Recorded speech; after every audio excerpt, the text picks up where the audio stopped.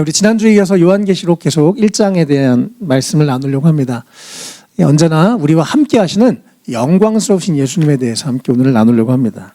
요한계시록은 사실 영적인 상상력을 가지고 어떤 이미지들이 있어서 성경은 참 재밌는 책입니다. 역사도 나오고 어떤 이 감성적인 부분이 시도 있고 여러 가지 격언들도 있고 정말 우리 인간의 감성과 이성과 다양한 것들을 통해서 하나님 우리 가운데 말씀해 주시는데 특별히 요한계시록은 영적인 상상력을 우리 가운데 불어넣어주는 어떤 상상적인 이미지로 되어 있습니다.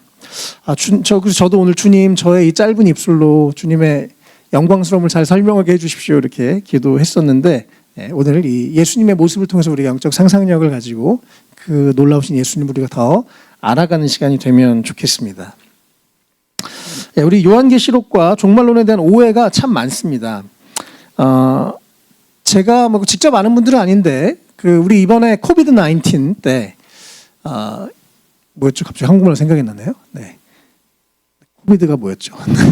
어쨌든 코비드 19 때 많은 사람들이는 아니었는데 일부의 사람들이 인터넷에 여러 가지 떠도는 말들, 유튜브 이런 걸 통해서 백신 맞으면 지옥 간다 이렇게 생각하는 사람이 있었습니다. 겁을 줘요. 어떤 이슈가 생길 때마다 겁을 줍니다. 일단의 유튜브의 사람들은 그걸 성경과 끼워 맞춰서 겁을 줍니다. 그래서 백신 맞으면 무조건 지옥 간다. 백신 맞으면 그 백신을 통해서 사람이 조종이 된다. 여러 가지 얘기를 했습니다. 그러나 시간이 지나니까 그러지 않았어요. 물론 백신에 후유증이 있었지만. 그래서 실제로 어떤 분들은 미국이 하나님이 정하신 땅이다. 말레이시아가 하나님이 정하신 땅이다. 그래서 실제로 재산을 다 팔아서 그곳에 가서 사는 분들도 있었습니다. 제가 아는 분들도 건너 그런 얘기들을 여러 명 들었어요. 예. 너무 오해가 많습니다. 종말론과 요한계시록 이 모든 것의 출발은 다 두려움이거든요. 그런데 진짜 주님이 온 세상과 인류 역사를 주관하고 계시다고 믿는다면 우리는 두렵지 않게 됩니다. 어떤 세계 3차 대전 여러 가지 말을 우리가 사람들은 하지만 전쟁도 일어날 수 있죠. 인간의 역사에서 전쟁은 끝이 없었으니까요. 그러나 기본적으로 하나님이 사랑의 하나님이라는 것, 물론 공의의 하나님이고 심판의 하나님이시지만 그래서 우리가 하나님에 대한 오해 때문에 하나님을 두려운 분으로 계시록과 종말론을 두려움의 안경으로 보는데요. 그것이 좋지 않고 잘못된 관점입니다. 하나님 우리를 기본적으로 사랑하셔서 말씀을 우리 가운데 주셨습니다. 또 제가 지난주에 말씀드린 것처럼 65권의 성경뿐만 아니라 66권이 계시록도 역시 주제가 예수 그리스도이기 때문에 우리가 예수님이 누구신지도 알게 되는 것이 요한계시록 가장 중요한 부분입니다. 그래서 계시록과 종말론 특별히 사람들이 쓸데없는 얘기 성경의 한 구절 가지고 요한계시록 한 장면을 가지고 한 단어를 가지고 이상한 말 하는 것 듣지 마시길 바랍니다. 우리 주님은 그런 분이 아니십니다. 또 두 번째, 너무 오늘도 우리가 이제 함께 좀 자세히 살펴볼 건데요. 계시록이 너무 어렵지 않습니다. 잘 이것이 정리가 되고 이해가 되면 그렇게 어렵지 않습니다. 또 이 어떤 상상력에 대한 부분들이 있지만 또 이 한 단어 한 단어를 어떻게 끼워 맞춰야 되는지 이런 거를 너무 어렵게 생각하는데 사실 그렇게 어렵지 않습니다. 우리가 복음의 관점으로 하나님의 관점으로 보면 그렇게 어렵지 않기 때문에 우리가 너무 요한계시록을 두려워하지 않았으면 좋겠어요. 사람들이 두려워서 이것을 펴보지 못하고 내가 이단이 되는 거 아니야? 잘못되는 거 아니야? 이런 두려움을 갖는데 그렇지 않습니다. 그래서 함께 오늘도 계시록을 좀 보려고 합니다. 먼저 오늘 본문 본격적으로 보기 전에 요한계시록을 쓴 요한이 처한 상황이 9절, 10절, 11절에 나오는데 9절은 같이 한번 읽어보겠습니다. 시작.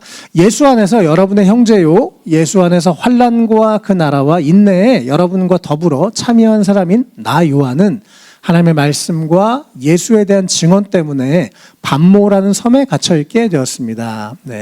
요한이라는 사람이 자기가 지금 썼다고 얘기합니다. 그러면서 pat모, 영어로는 페트모스라는 섬에 지금 유배가 되어 있는 상태입니다. 왜요?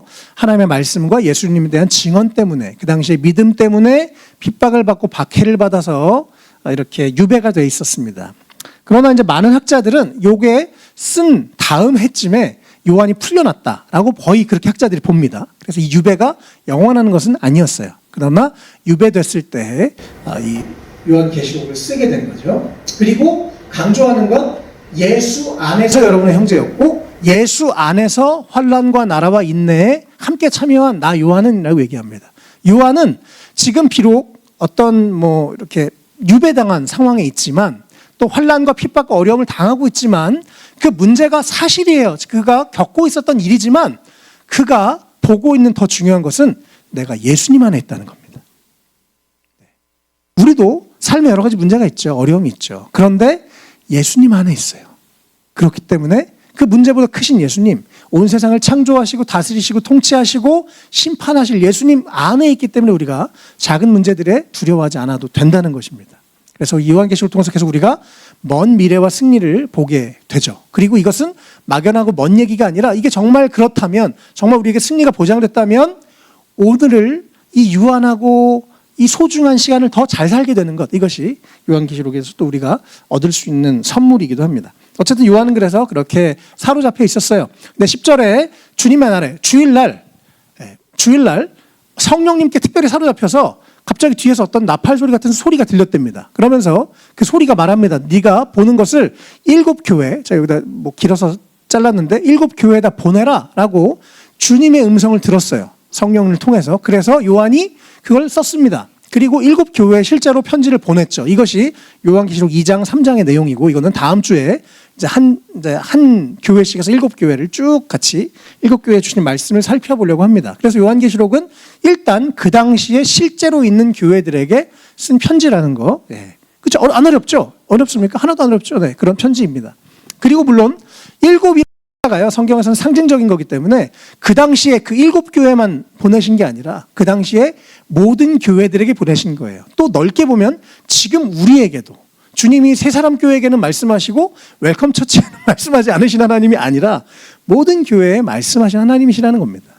그 예수님이 오늘도 우리를 이렇게 보고 계시고 함께하고 계시다는 것. 그래서 이런 편지라는 거 안 어렵죠? 이게 오늘 이 부분의 배경입니다. 그래서 오늘 두 가지 이 말씀을 함께 보려고 하는데, 예수님은 언제나 우리와 함께 계신 영광스러운 예수님이세요. 그래서 먼저 우리가 믿는 예수님이 이 세상의 가장 영광스러운 영원한 승리의 왕이라고 성경은 그렇게 말씀하고 있습니다.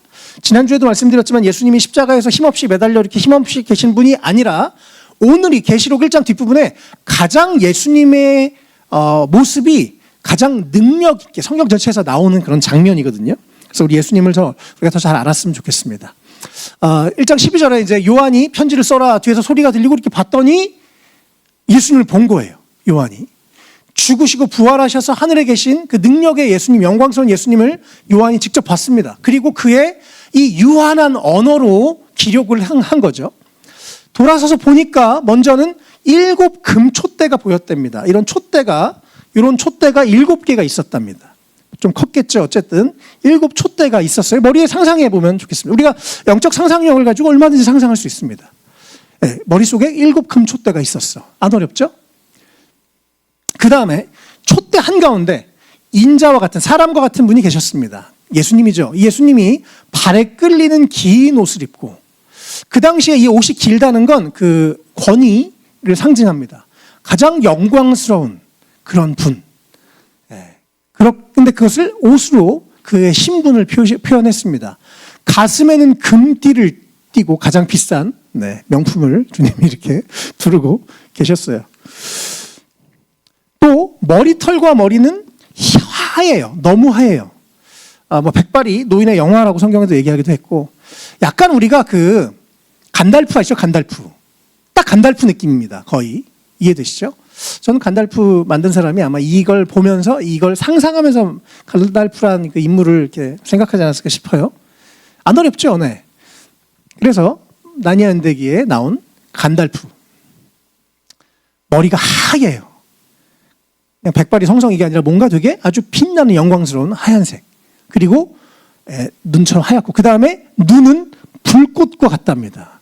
이글이글 타는, 온 세상을 다 볼 수 있는 능력의 눈, 모든 사람을 심판할 수 있는 그 진노의 눈, 동시에 우리를 너무나 사랑하시는, 불꽃처럼 우리를 지키시고 눈동자처럼 우리를 지키시는 그 사랑의 눈, 예수님의 눈에 그러한 엄청난 에너지가 있는 눈을 예수님이 가지고 계시답니다. 발은 푸른풀에 담근 노쇠라고 합니다. 성경의 여러 구절에 보면 마지막에 주님이 이 포도주 틀을 밟겠다, 이걸 심판한다고 얘기하거든요. 주님의 발로 이 원수들을 밟아서 심판해버리겠다 이런 장면들이 나오는데요. 네, 그 발은 정말 영광스럽고 너무나 강해서 모든 것을 다 밟아버릴 수 있는 그런 발로 표현을 합니다. 그리고 음성, 소리도 그냥 저 같은 이런 소리가 아니라 뭔가 큰 물소리, 그 웅장한 소리를 가지고 계신 예수님으로 이 요한이 직접 그 예수님의 모습을 보았습니다. 그리고 인간의 유한한 언어로 여기다가 썼죠. 상상해 보세요. 네, 그 예수님이 지금도 실제로 우리의 예배를 보고 계시고 우리와 함께하고 계시고 저 하늘에 계시고 우리 안에 계십니다. 지금도 그 불꽃의 눈으로 우리 한 사람 한 사람을 지켜보고 계신 거예요.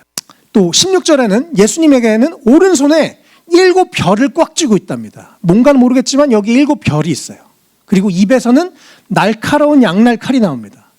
그분의 능력의 말씀으로 세상을 창조하셨죠. 그분의 능력의 말씀 앞에 우리가 서면 다 칼로 찔러 쪼개집니다. 그 능력의 말씀이 그분의 입에서 날카로운 양날 칼로 나오고 있어요. 하나님의 말씀 앞에, 예수님의 말씀 앞에 우리가 저 죄인 아닌데요? 숨길 수 없습니다.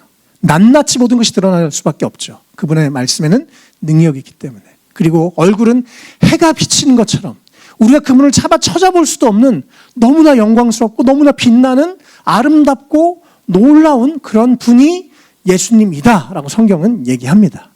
우리가 믿는 예수님, 우리가 잘 그 모습을 직접 보지는 못하지만 요한이 봤던 예수님은 이 예수님이고 이것이 성경에 기록된 가장 영광스러운 예수님의 모습입니다. 제가 이걸 꺼낼까 말까 엄청 고민했는데 그림을 갖고 왔어요. 많은 사람들이 이 요한계시록 1장 장면을 가지고 상상을 했습니다. 예수님의 모습을. 일단 여러 그림이 있는데요. 이런 식으로 네, 약간 간달비 비슷하죠. 네, 오른손에 7 별이 있어요. 그리고 7 금촛대 사이에 이 아주 영광스럽고 멋진 모습으로 우리가 다 상상할 수 없지만 그 당시에 가장 멋진 예수님의 그런 모습으로 아주 영광스럽고 우리가 정말 도저히 범접할 수 없는 영원한 왕다운 그런 모습으로 예수님이 계셨고 요한이 그 예수님을 봤다는 것입니다. 성경에서 창세기에서 하나님이 세상을 창조했다고 얘기했죠. 그것을 믿든지 안 믿든지 우리가 선택하는 겁니다. 하나님이 세상을 창조했으면 이것이 다 사실일 것이고 하나님이 창조를 하지 않았으면 이게 다 거짓이겠죠. 성경의 제일 마지막에서 창조주면서 심판주이신 예수님의 모습을 이렇게 보여주고 있기 때문에 우리가 예수님을 믿느냐 안 믿느냐는 우리의 선택입니다. 어쨌든 예수님의 모습을 이렇게 그림으로 그나마 상상력을 통해서 이 정도로 볼 수 있게 되었습니다. 이 모습을 보여주고 나서 예수님이 하신 얘기가 나는 처음이고 마지막이야. 난 창조주고 심판자야. 그러면서 뭐래요? 18절에 나는 살아있는 자야. 나는 한 번은 죽었었는데 보아라 영원무궁하도록 살아있다. 내가 옛날에 죽었어 너희를 위해서. 그러나 지금은 분명히 살아있어. 지금 비록 로마가 교인들을 심판하지만 이렇게 핍박하지만 나는 지금도 하늘에서 살아있어 라고 하시면서 아까 그 7 이 별을 가지고 있었던 손과 반대 손에 뭐가 있다고 말씀하세요? 사망과 지옥의 열쇠를 가지고 계시답니다. 그가 죽음, 그럼 우린 죽는 겁니다. 그가 지옥, 그럼 우린 지옥인 거예요. 그래서 예수님을 사랑도 하지만 그분을 두려워해야 됩니다. 그 예수님, 너무나 영광스럽고 너무나 능력이 있으신 예수님, 영원부터 영원히 계신 예수님, 지금도 살아계신 예수님, 사망의 권세를 이기시고 또 우리를 사랑하기 위해서 죽으셨다가 부활하시고 승리하신 예수님이 지금도 하늘에 계시고 지금도 우리 안에 계시고 우리와 함께 계십니다. 그 예수님을 잘 사랑하고 잘 섬기고 잘 따라가는 우리가 되면 좋겠습니다. 그래서 우리가 믿는 예수님은 이 세상에서 가장 영광스러운 왕이십니다. 네, 두 번째 우리가 또 예수님의 모습을 함께 살펴볼 것은 그 영광스러우신 예수님이 우리와 함께 하세요. 특별히 우리의 삶이 그 주님의 손 안에 있다고 성경은 얘기합니다. 20절 아까 중간에 약간 미스테리 같은 그림이었죠. 오른손에 7 별이 있었다 그래요. 근데 20절에 이거 직접 예수님이 설명해 주셨습니다. 요한한테. 그래서 너무 어렵지 않습니다. 20절에 네가 본 내 오른손에 7 별 분명히 네가 봤지? 있어 내 오른손에 7 별. 그리고 7 금촛대의 비밀이 뭐냐면 7 별은 7 교회의 심부름꾼이라고 합니다. 예수님이 갖고 계셨던 이 손 안에 있는 7 별이 뭐예요? 일곱 교회의 심부름꾼. 이게 다른 말로는 영어로는 지금 에인절이라고 잘못되어 있는데요. 메신저라고 보는 게 더 정확합니다. 주님이 일곱 교회를 세우셨어요. 그 교회의 주인이시고 머리이신 분이 예수님이시죠. 그리고 예수님께서 사람을 세우셔서 주님의 일을 하게 하시고 주님의 말씀을 전하게 하시는 것입니다. 그러나 그 사람은 누가 붙잡고 있어요? 주님이 붙잡고 계신 거예요. 그래서 그 말은 주님이 일곱 교회를 붙잡고 계시다는 것입니다. 비록 일곱 교회가 지금 핍박을 받고 있지만 내가 너희들을 붙잡고 있어라고 말씀하시는 거예요. 너희는 이 핍박보다 더 큰 내 손 안에 있으니 걱정하지 마라고 말씀하시는 겁니다. 너희가 비록 죽더라도 내 손 안에 있어라고 주님 말씀하시는 거예요. 그래서 정말 우리가 이것을 믿는다면 우리 웰컴 처치를 주님이 인도하시는 것을 저는 분명히 믿습니다. 제가 부족하지만 주님이 저를 붙잡고 계세요. 그리고 무슨 말씀 전해라 말씀을 주시고 주님이 살아계시고 역사하고 계십니다. 감사하게 지금 용인에서 25년 동안 하나님을 안 믿던 분이 이번 주에 가정 예배를 시작했습니다. 우리가 지금 웰컴 라이프를 계속 기도하고 있는데 가정 예배, 매일 가정 예배를 시작하셨어요. 25년 동안 안 믿다가 며칠 만에 가능한 일입니까? 하나님의 역사하시면 되는 거죠. 우리가 잘 보이진 않지만 주님이 우리 교회 안에서 일하고 계십니다. 예배하고 또 여기서 하나님을 만나고 하나님의 은혜를 경험하게 되는 것. 예수 믿지 않는 청년들이 세례받고 주님께 돌아오게 되는 것. 오늘 나오진 않지만 온라인 예배로 또 지금 우리 예배 드리고 있는 분들이 계시죠. 네. 주님이 지금도 우리 교회를 우리 한 사람 한 사람을 붙잡고 계십니다. 이 주님의 손을 우리가 바라볼 때 두려운 게 없어지는 거예요. 감사하다. 내가 주님 안에 있구나. 그리고 일곱 촛대는 일곱 교회래요. 주님이 지금 아까 그 첫 그림에서 일곱 촛대 사이를 예수님이 왔다 갔다 하시는 겁니다. 주님이 교회 안에서 일하고 계시고 운행하고 계시고 함께하고 계시다는 것입니다. 비록 보이지 않지만 매번 주님이 막 나타나진 않으시지만 우리와 함께하고 계시다. 성경 그렇게 말씀하고 있죠. 그래서 우리가 두려워할 필요가 없습니다. 그리고 우리의 삶이 어려움이 있더라도 주님 손에 있다는 것 기억하시고 너무 어렵고 두렵지 않게 되시면 좋겠습니다. 지금 용인 교회에서 참 문제가 많이 일어나요. 이번 주에 한 분이 찾아와서 내가 사탄이야. 다 교회를 그리고 뭐 어떤 분은 교회 1인 시위할 거야. 교회 예배 못 드리게 막 지금 그러고 있습니다. 너무 이상해요. 그냥 한 교회가 시작했을 뿐인데 너무 적은 무리가 왜 이렇게 수많은 사람이 교회를 가지고 뭐 어떤 분은 화를 내면서 교회에서 밥을 줘가지고 그게 너무 싫다고. 나쁜 겁니까? 밥 주는 게? 네, 우리가 돈 받는 것도 아니고. 너무 이상한 일들이 일어나요. 그걸 보면서 야, 진짜 영적인 세계가 참 놀랍다 싶습니다. 주님의 생명의 역사와 또 어둠의 역사가 일어나요. 이것이 실제입니다. 그래서 우리가 주님 편에 서서 주의 말씀 편에 서서 또 주님이 더 힘있게 일하시도록 우리가 기도하는 것 우리가 해야 될 일인 것이죠.